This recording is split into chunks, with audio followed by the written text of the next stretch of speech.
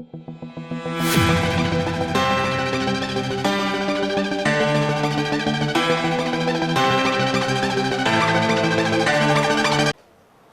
AC circuit consists of only an inductor of inductance 2 Henry. क्या दिया है? सिर्फ इंडक्टर दिया है. तो इसकी अगर हम फिगर ड्रॉ करें तो ये फिगर ऐसी आएगी. मतलब ये AC सोर्स है और ये इंडक्टर है. इसका इंडक्टेंस L.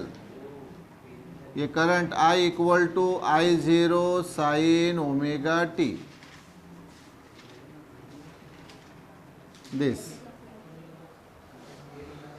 तो हमें इसका इंडक्टेंस दिया है 2 हेनरी, यानी ये दिया है data given L equal to 2 henry. फिर बोला है if the current is represented by sine wave of amplitude 0.25 ampere.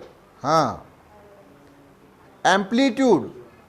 अच्छा, ये एसी कर्व है ना, ये कौन सा जो करंट पास हो रहा है यहाँ से, ये एसी साइकिल है ना. एसी साइकिल कैसी रहती है मुझे बताओ, आपको मालूम है? ये एसी साइकिल होती है ना ऐसी.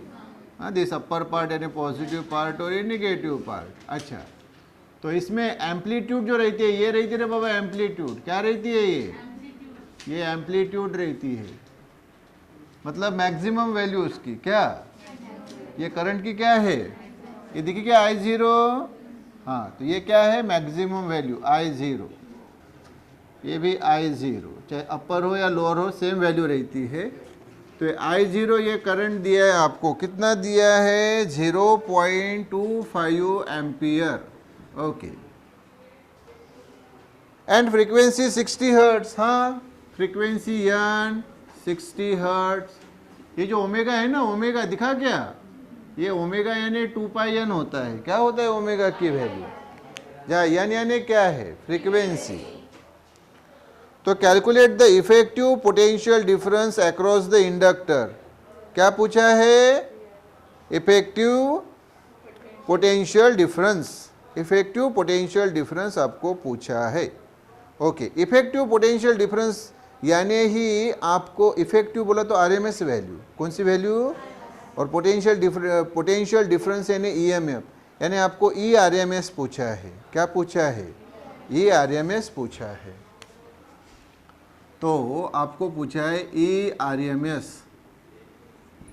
Root mean square value of EMF. EMF यानी ही पोटेंशियल डिफरेंस.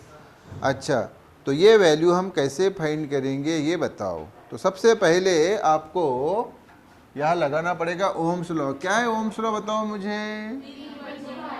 हाँ, देखो ओम्स लॉ जो है V इक्वल टू IR. तो V के जगह अभी यहाँ कौन काम करेगा? ई आरएमएस. I की जगह I आरएमएस और R के जगह इसका रेजिस्टेंस काम करेगा जिसको हम बोलते हैं एक्सियल. क्या बोलते हैं? एक्सियल. यानी इसे इंडक्टर का रेजिस्टेंस. रेजिस्टेंस यानी ही रिएक्टेंस. इंडक्टर का रेजिस्टेंस जिसको इंडक्टिव रिएक्टेंस बोला जाता है. क्या बोला जाता है? Inductive reactance. तो ये हमारे पास फार्मूला आ गया. लेकिन आप बोलेंगे सर अभी तो हमारे पास ना I आरएमएस है क्या? I आरएमएस नहीं है और ना ही सर एक्सेल है. तो साइड वर्क में हम इसकी वैल्यू फाइंड कर लेंगे. तो पहले तो I आरएमएस यानी बताओ मुझे, तो वो आती है I0/√2 है या ना. तो I0 ये दी है कितनी? 0.25 और √2 यानी 1.414. क्लियर क्या? 1.414. यस. तो ये वैल्यू हो गई I आरएमएस की. ये हम यहाँ रखेंगे. और एक्सेल क्या होता है बताओ? एक्सेल यानी ओमेगा एल. ओमेगा यानी 2πN और ये L. तो 2 पाई की वैल्यू 3.142 लिख सकते. 3.142. फ्रीक्वेंसी दी है हमें कितनी? 60 और L दिया है 2. क्लियर क्या? हाँ. तो कितना हो जाएगा बताओ, 60 इंटू 2 120, 120 की डबल 240 इंटू ये 3.142, किसकी वैल्यू, एक्सेल की वैल्यू है या ना। तो ये IRMS हम अगर ये रखेंगे क्या है फिर, ये 0.25 अपॉन 1.414 और एक्सेल की वैल्यू ये वाली 240 इंटू 3.142। क्लियर। अच्छा 240 का 0.25 यानी 1/4 होता है, क्या होता है, 1/4 होता है ना। तो 240 का 1/4 कितना हो जाएगा, 60, कितना होगा 60। तो वैल्यू आ गई आपके पास, ये देखो ये 60, ये 3.142 और ये 1.414। क्लियर क्या। इसकी वैल्यू अगर हम कैलकुलेट करेंगे तो वो आती है 133 पॉइंट, क्या आती है 133.3 वोल्ट।